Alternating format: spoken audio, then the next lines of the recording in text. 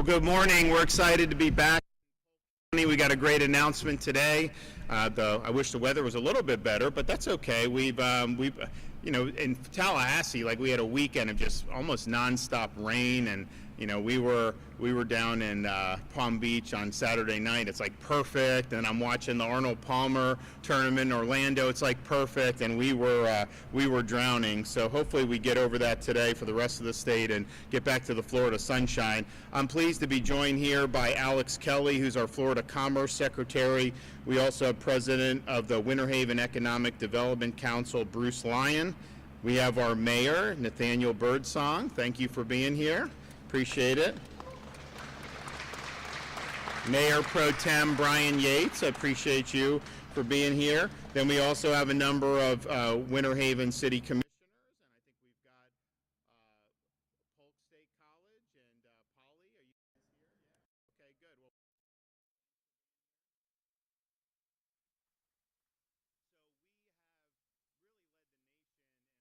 Well, a variety of issues, but one of the things we've been ranked #1 in recent years is our economy.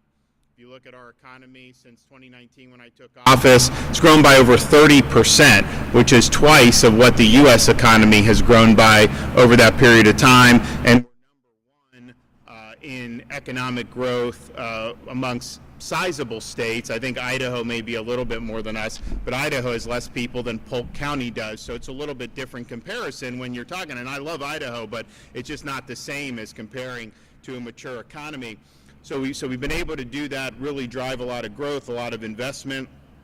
Certainly when COVID was here, I think our approach was much more rational. It was drove a lot of people and attracted a lot of people to want to come. There were a lot of people that really weren't able to even operate appropriately in some of these other states, and it's got to the point where they used to have governors would go around the country, hey, come to our state, do this, do that, and everything. We got to the point where a lot of these governors or a lot of these business guys are just calling, hey, we want to let the governor know we want to come to Florida. We look forward. Well, what do you need? No, nothing. We're set. We just want to do it. So we've created a lot of, I think, great opportunities. And so I think it's both CNBC and U.S. News World Report have ranked us #1 in economy the last 2 years. Our economy overall, I think when I became governor, I think it was a little over $1 trillion for our total economy. For now, it's about $1.6 trillion. And if we were our own country, I think we'd be like 13th or 14th largest economy in the entire world. We have been the fastest growing state over the last 4 or 5 years. We are #1 in new business formation since 2019. We've had 3.4 million new businesses formed and 370,000 just in the last year. We have done a good job working with the legislature, also utilizing resources like our bond finance agency that does a lot to help reduce Florida's debt. We have a AAA credit rating from all the rating agencies, and for the 50th month in a row, our unemployment rate is lower than the nation's as a whole. We have added jobs in 52 of the last 56 months since May of 2020, and over the year-over-year private sector job growth rate has exceeded the national average for 40 consecutive months. Of course, we have a strong climate. We actually want people to be successful here. We're not trying to regulate people to death and certainly not try to tax people to death. We have one of the lowest state tax burdens in America with no income tax, and we're always looking at ways to do different types of tax relief. We've done many billions of dollars since 2019. Sometimes it'll be things like a tax holiday. I mean, this year we're proposing marine fuel tax holiday to help our boaters and fishermen, Second Amendment tax holiday for those items, and we do back to school, disaster prep. All these different things are what we traditionally do, but we've also done things like permanently eliminate sales tax on baby items, and so parents welcoming a new baby into the world can buy diapers tax-free, can buy all this stuff that's so important tax-free, which can be very expensive. We're looking at ways to continue to do it. Like when you don't have income tax, that's good, but then it's harder to cut taxes, because if you had an income tax, you just cut the tax rate and say, hey, we cut taxes. So we don't. So we're looking at, okay, those holidays are fine. We did eliminate sales tax on some of those. What else can we do? One of the things we're hoping to see done with the legislature, we're the only state in the country that taxes business rent. And so it's kind of a relic from a bygone era. It doesn't make a lot of sense. It does bring in revenue, but quite frankly, I think that the gains in the economy would be better anyways. So we've reduced the business rent tax a number of times over the last several years, and it's time really to just eliminate it entirely. And I think that would be really good for the economy. I think it would be sound fiscally as well. And we're in a position to do that. We've been running major budget surpluses, certainly over the last 4 years. We've had, at one point, we just had so much money pouring in, not even through taxing people, just because of the growth and everything happening, that we were like, what are we going to do? And so we were able to cut taxes. We did something called Moving Florida Forward, which I'll say a little bit more on in a second. But one of the things we decided to do is, hey, why don't we really work hard to pay down as much state debt as possible? So if you look at, we just celebrated our 180th anniversary as a state a couple weeks ago. If you look from there in the 1840s to the present, you took all the debt that the state of Florida has accumulated since 2019. We've paid off 41% of that, and we're going to do even more. And part of the reason why is we've created an accelerated debt repayment program, which allows our guys to go in.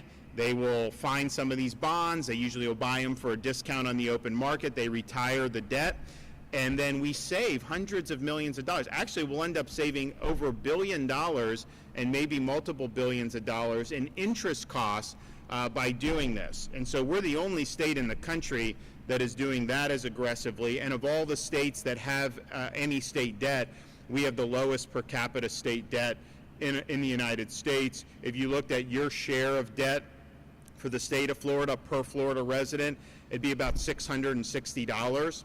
If you compare your share as a U.S. citizen to the federal national debt, it'd be well over $100,000 that you would owe for that $36 trillion debt. So we're proud of doing that. We want to do more, and I think we can get to over 50% of the debt repaid over an 8-year period, which I think would be really fantastic to be able to do. And the thing is part of the reason we're able to do that, we're spending this year less money than we spent last year. You're not seeing that anywhere else where they're actually reducing spending, and we have the lowest footprint of government workers, state workers per capita in the entire United States of America. So you're talking about DOGE, and you're seeing what Elon's doing. Obviously our federal government is massive, but here in the state, it's a very lean operation, and I think that that's how it should be. So we're proud of that. So, and I just spoke at, I got invited to speak at the New York Economic Club. And they people, governor, you're invited here, you're headed in. You kind of go through. You accept, you don't accept, whatever. Some scheduling conflicts. Sometimes you just don't think it's a good idea, whatever. There's a lot of different reasons. So I'm like, New York Economic Club. I'm like, well, I probably got to go up there and talk to some of the future Floridians, because a lot of these people are moving down. And I'm not asking them to move, but they're moving. And they're like, no, Governor. They're actually holding the New York Economic Club meetings in Palm Beach now. And so I was like, okay. So we were at the New York Economic Club last week in Palm Beach, and I mean, look, I kind of just said I kind of feel an obligation to speak to you guys because some of you are coming here. I was like, but if you want the long and short of it, why is Florida #1 economy, #1 all this stuff? I was like, part of it is I have a cheat code. All I have to do is watch what California, Illinois, and New York do, and then do precisely the opposite, and it usually works out pretty good. But if you look at the fiscal management, New York State now, they have millions fewer residents than we do in Florida. I mean, New York used to be the most populous state 50 years ago, then California, but New York had always had more people than us until relatively recently. And so we have over 23 million, they have about 19.5 million. And so even with millions more residents, the state of Florida's budget is less than half of the budget of New York State. How does that make sense? And I asked them, Would you rather go to the DMV here or there? They all said here. Would you rather, do you like the roads better here? They all said here. And clearly we're ranked number one in education 2 years in a row. So it just shows you. So we're running a very lean, mean fighting machine, but we have done major investments in things that really matter. And I think what's happened in some of these states that are high tax, high spend, is the government itself has become an interest group.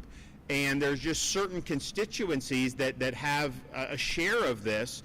And so much of government for them is just paying off people, whether it's unions or other things. And so the money just disappears very quickly. And that's why you've seen their budgets escalate so much, but then the results never get any better. And so for us, our view is this is your money. There's certain things that we need as a state. And if there are things that are important, we're going to do it, and we're going to go in big and get it done. So you've seen what we've done with Everglades restoration and improving water quality. Big investments, major initiative, the largest environmental restoration in the country, maybe in the world. But we've gone in really big on that. You look at what we've done on education, not just doing universal school choice, which is important, but we've done billions of dollars for increased teacher salaries. We've had the highest per pupil spending that we've ever had. And not that is the end of it, because there's a lot of places that spend a lot of money and get really bad results. But it does show that we have a commitment. We have a commitment to higher education. And we have funding for universities, but we don't let them raise tuition. So your tuition, $6,300 for a Florida resident for these universities, you can't beat that anywhere else in the United States. So we're proud of being strong on education. We're proud of being strong on environment. We've been strong on law and order. We've done things like, and we've been in Polk County talking about these things in the past with Sheriff Judd. We have a $5,000 recruitment bonus we've been doing for new recruits coming in, and not just for the people fleeing the anti-law enforcement jurisdictions, which there are a lot of those, but young people that want to go in, they're eligible too, because we think it's a noble profession. So we've done a lot on that. But one of the things that we did, and I think people in Central Florida see the urgency of this, is we said, okay, the state is growing, not because I'm asking for it, because I think that the reality is there's positives, but then there's also challenges that come. So you don't see me out there saying, oh, please move to Florida, because I understand that there's things that will cause potential difficulties, including traffic. So we see the traffic, and you could be like Champions Gate. You could just sit there at any time of the day.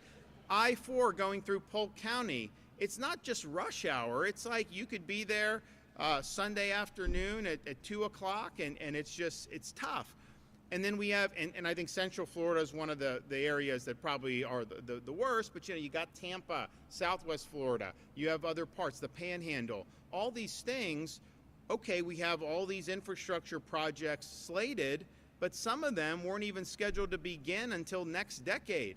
And I'm like, well, how is that going to help people? So we took many billions of dollars from our budget surplus. We created a program called Moving Florida Forward, and the goal was to take things that we know need to be done, get it done now, and be able to deliver final products 5, 10, even 15 years ahead of schedule. And so those projects are ongoing. This includes the I-4 project in Polk County, where we have Polk and Osceola, where we're adding the lanes, auxiliary lanes and express lanes in both directions, improving ramp access. I'll tell you, the I-4 Ultimate that was done in Orange County mostly, that did help. I mean, like, there's no question it helped. So this will help too, and we're looking forward to doing that.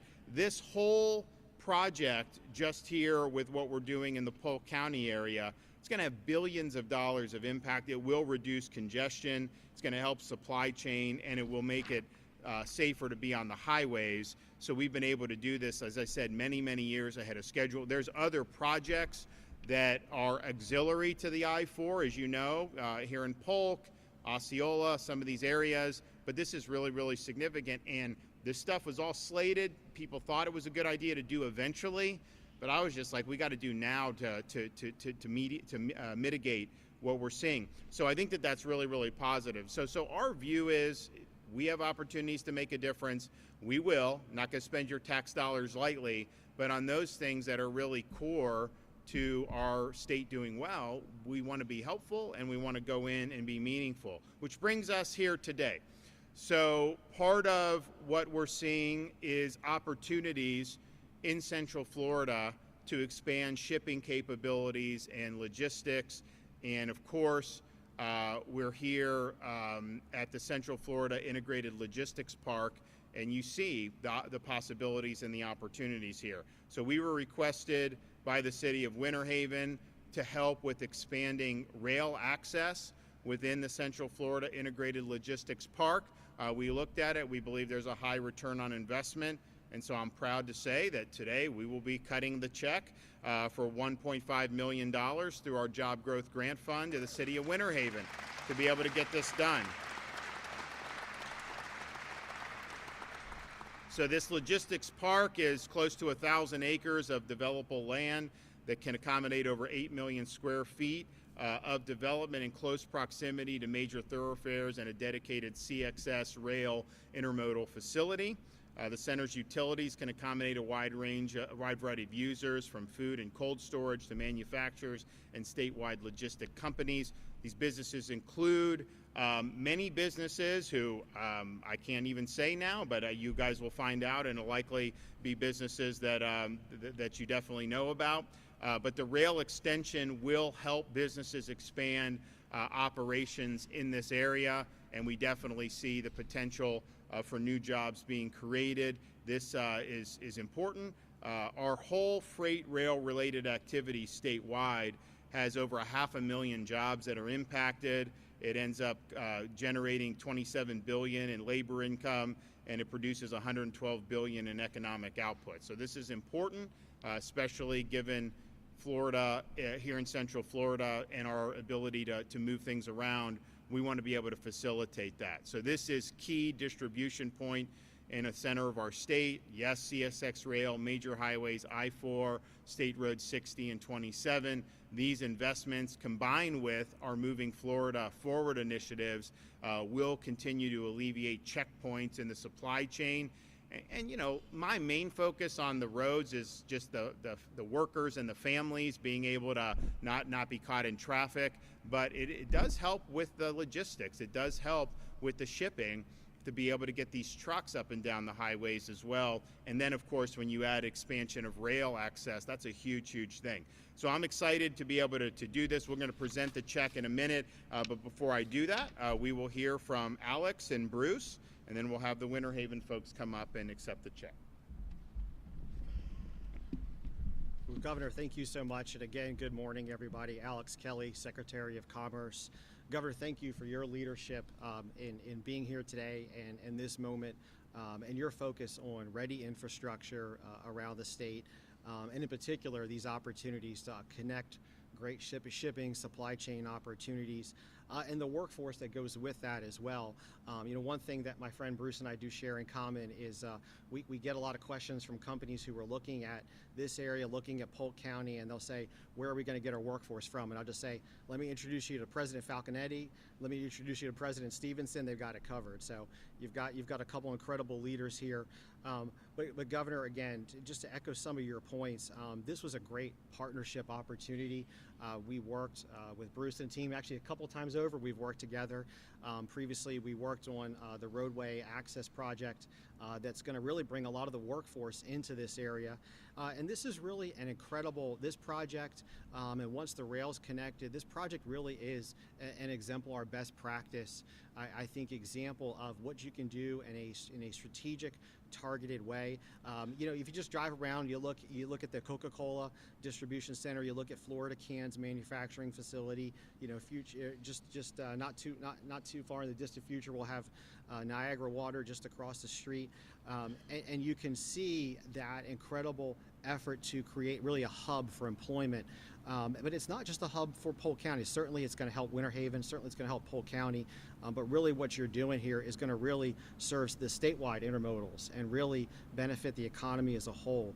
This is a great example of a local vision, strategic partnership with the governor, with the state, and public-private partnership, really bringing an incredible opportunity together. And it's a great example too, Governor, of why manufacturing in Florida, you talked about our economy growing by 30%. Since you came in office, manufacturing in Florida has grown by 30%. There's been about 7,000 new manufacturing companies created in Florida over the last 6 years. It's the fastest growth in the nation, and that's an impactful growth, and I think that we're going to continue to see that here in Polk County, in the region, in the state. When you consider what that impact means, manufacturing, when you create 100 manufacturing jobs, you're creating, if for a durable good, you're creating 744 other indirect jobs. For a non-durable good, you're creating 514 other indirect jobs. The amplifying power of that for Winter Haven, for Polk County, for the state is incredible. And so, Bruce, it's been great to partner with you. Governor, thank you again for your leadership and your commitment to really helping communities around the state develop great sites, develop great connections. See so many friends and partners in the room. Look forward to President and President. Look forward to working with you when we're hiring up here. So, and again, just congratulations, and again, thank you, Governor.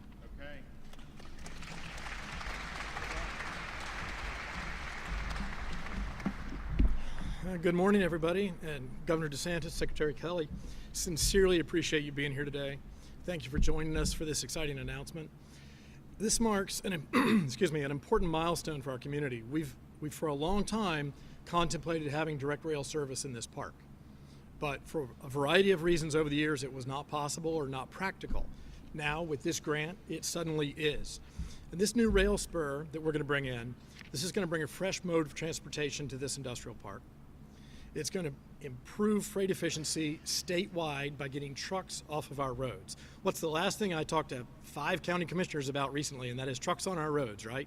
This helps reduce that, but it helps reduce it statewide. It's really an important project for all of us, and it does create, as the governor said, important jobs for Polk County, important jobs for Winter Haven, but this is now a state asset, not by ownership. It's trapped properties by ownership. But it's a state asset in terms of the impact that it has, and that's really what this grant is all about. I would like to take a minute to thank some of the key players, and I think everyone here and everyone in the room understands that projects like this don't come about overnight, and they don't come about in isolation, right? But first and foremost, Governor DeSantis and Secretary Kelly, previously not quite secretary, worked to designate this as a federal opportunity zone in 2018. That's how long the governor's been at the table. That's how long Secretary Kelly's been at the table to help support this project, to help support the local economy here. Mayor, city commissioners, city management, city staff have been phenomenal and relentless supporters of this project. CSX and Evansville Western Railway, they made the initial investments to build the intermodal terminal here. Polk State College and Dr. Falconetti, who is also the chair of the Winter Haven Economic Development Council at the moment, have been, again, relentless supporters of economic development. They are constantly at the table trying to figure out the best ways to think forward about the workforce, about what we need today, but about what we need 3 and 5 and 10 years out. Some of us have the privilege and obligation of doing that, others don't. Dr. Falconetti and I, we have the privilege of doing that. Jonathan Tratt, Jim Ford, owners of the park, you've breathed new life into this, and we can't thank you enough. Florida Can Manufacturing, which invested over $100 million a couple of years ago, is now owned by Ball Corporation. A good name to have in your park, I believe, right? 100 million in, 150 jobs, and another 40 or 50 acres of expansion capacity on their site. So we're looking for them, hopefully over the coming years, to invest time and time and time again. As the Secretary mentioned, Niagara Water will be located just to the south of this building on 65 acres. They will build 1.2 million square feet. All told, This will be the single largest, their investment will be the single largest investment in Polk County history by orders of magnitude. And it will create 400 or more jobs. These are important jobs, and that's a company that serves the entire state, right? They will distribute on State Road 60, out to the Turnpike, down to Miami, over to Fort Myers, wherever it might be. They're not here for Polk County beyond the jobs and the investment. They're here to serve the state of Florida. And that's why I say this is such an important asset to the state. My own staff at the Economic Development Council have to thank you and the Board of County Commissioners. County Commissioners have offered critical tax exemptions for a number of different projects in this park, and that's enabled these investments to come about. We also know that going forward in the very near future, you're about to make a very smart decision about not raising impact fees. Higher impact fees will preclude investments like this building that we're in. It's a speculative investment. If you increase the impact fees, it slows down the process and you get less investment to occur. I'd love to make an announcement about what's going to happen in this building in the next couple of months. Governor, I'm not allowed to yet. Maybe we'll have you back for that. It will rock your world if you knew what was about to happen here. So thank you all. We appreciate it. Anything that we can do going forward, we will be happy to help you out in our community or any other community. We'll look forward to an exciting adventure together. Thank you. Okay. You guys want to do this here? We can just, why don't we do this? Yeah, now let's get in there. You guys want to take it?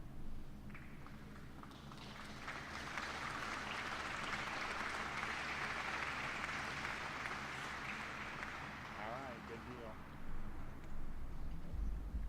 Well, thanks everybody. I'm excited about this opportunity. As was mentioned, I think you're going to hear more about what this grant will lead to, which I think a lot of people are going to get excited about. I think you could build some additional momentum, which will be really, really good. So we've done a lot in Polk for sure with some of the infrastructure stuff. I mean, there's no question.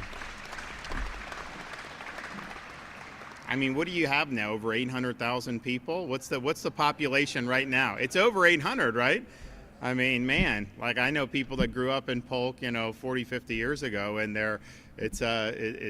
but there's challenges that come with that, and I know a lot of people want to see those addressed. That's what we're trying to do with Move Florida Forward, with the logistics and everything about it. So but it's a good time of year to be in Florida. I know we just had the Arnold Palmer Golf Tournament. We got spring training going on. We got the Players Championship in Ponte Vedra. We got the Valspar. We've got a whole bunch of stuff. Just there's a lot to do. I know a lot of people are on spring break now. We've made clear to people. I was down in Miami Beach last week saying, you can come and enjoy, but we are not letting inmates run the asylum. If you think you're going to bring mayhem to our communities, that is not going to happen, and we'll be willing to support any local efforts to make sure that doesn't with our state resources. And it worked very well last year in Miami Beach. I know they're loaded and ready to go to make sure that happens again in a good way.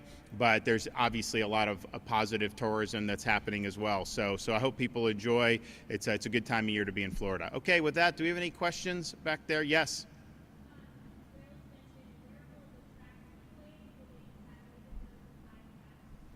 No, it won't. Yeah. Yeah, right across the street. There's no impact to neighborhoods or anything like that. Okay, you guys enjoy. Have a good one. Thanks so much.